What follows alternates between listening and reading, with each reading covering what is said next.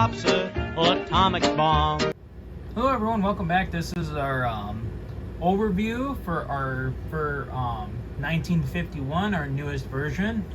This is a quick overview of China as a faction and its starting. So starting off in the game, China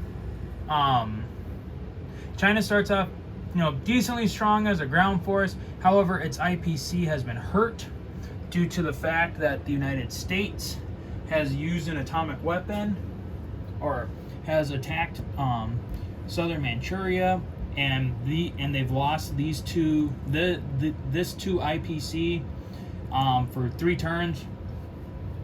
That's one of the effects of atomic weapons in this game, is the fact that the territory that's hit loses its IPC for 3 turns.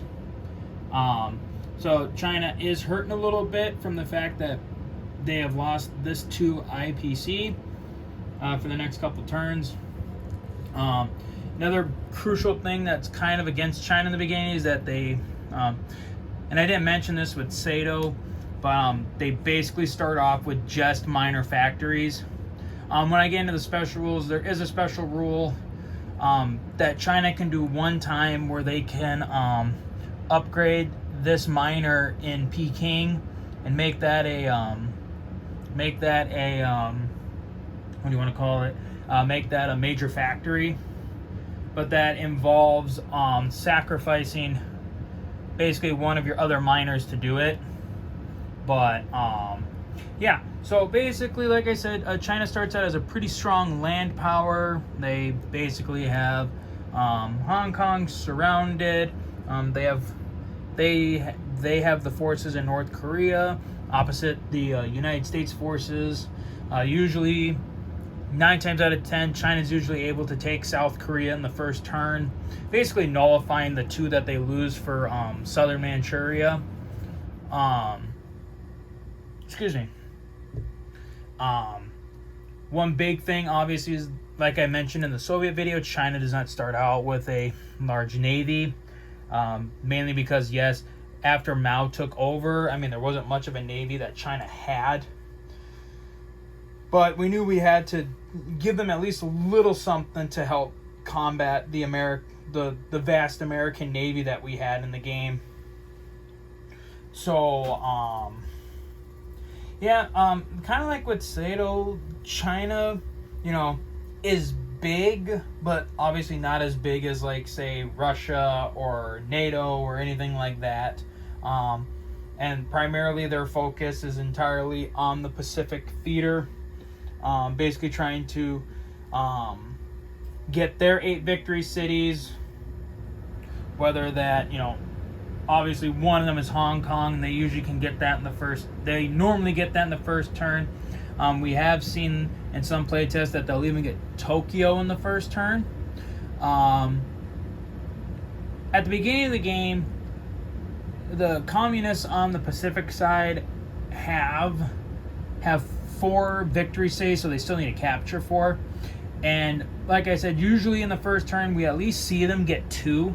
They will usually get Hong Kong. They normally, the last 2 times, they normally get Tokyo as well. So then now they're just down to getting those last 2. In 2 of our play tests that we've done, we've even had it where in turn 1 they've been able to diplomatically influence India, so then they also get a 3rd victory city, which then means that they only have to get 1 more, whether that be Manila, Sydney, Honolulu, or San Francisco.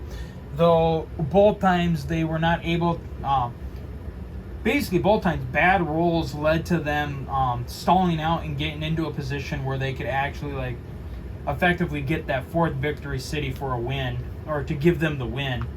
But naturally, starting out with 4, they can usually get 1 or 2 on the first turn, so that means they don't have to get as many more, as they're starting off in a really good position. And same with Russia. Russia only has to capture 3 victory cities at the start of the turn. China, has to capture 4, but they usually get 2 of them right off the bat, like I keep saying. But yeah,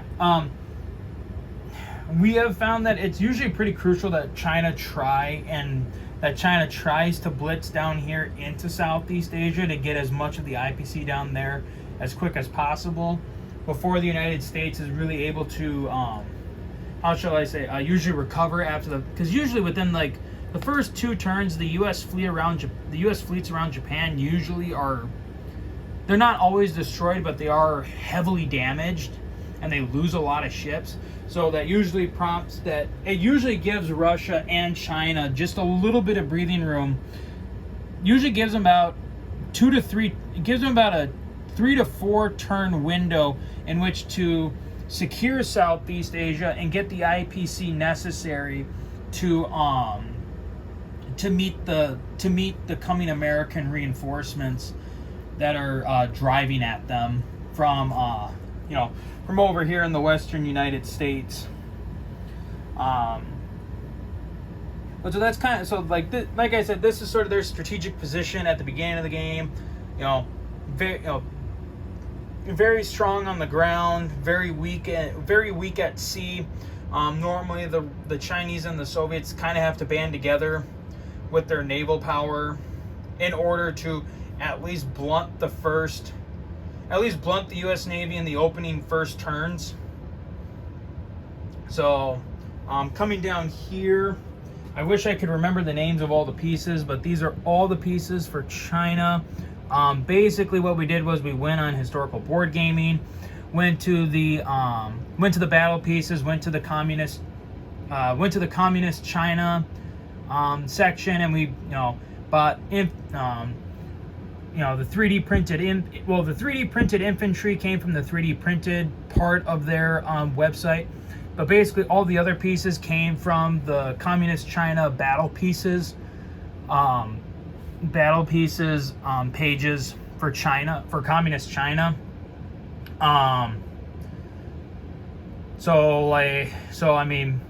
Some similarities. You get the Katyusha rockets for self-propelled artillery. T-34-85s for tanks.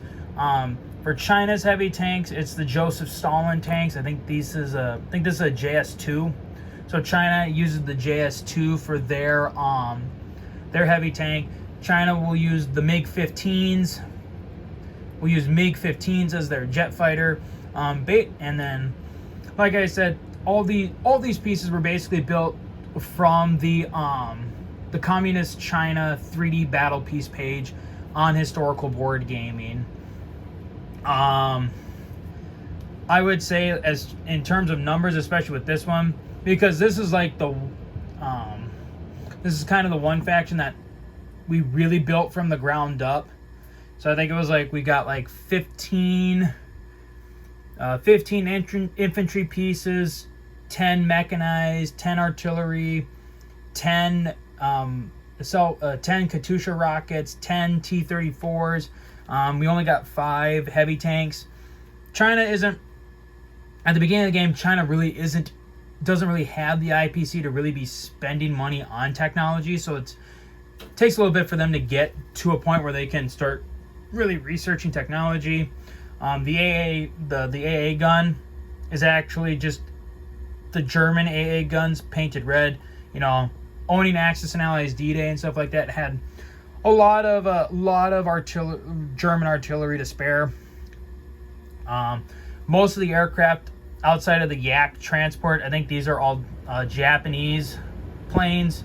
I think the fighter is actually a Russian. But then, like, all the naval pieces are all Japanese-inspired pieces.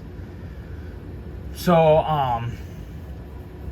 if you want to save the money and not build a team, then just you can use the Japanese pieces from Pacific 1940, and then, like I said, you would just have to buy the Katyushas, maybe the T-34s, the heavy tank, the JS2s, and the MiG-15s, and the Yak transports. And then you have a faction. So that's pretty much it. I think that's it for China. Like I said, so like those are their pieces. Once again, here's kind of a zoomed in look at sort of like their dispositions on the board at the start of the game. And so now that we've finished the overview of the nations, our next video will be basically going over all the basically all the rules for the game, like the special rules and stuff like that, so you guys get an idea of the gameplay for it. So, I knocked the planes off the carriers there for the NATO force. But anyways, so we'll see you guys next time for the special rules. Until then, guys, take care.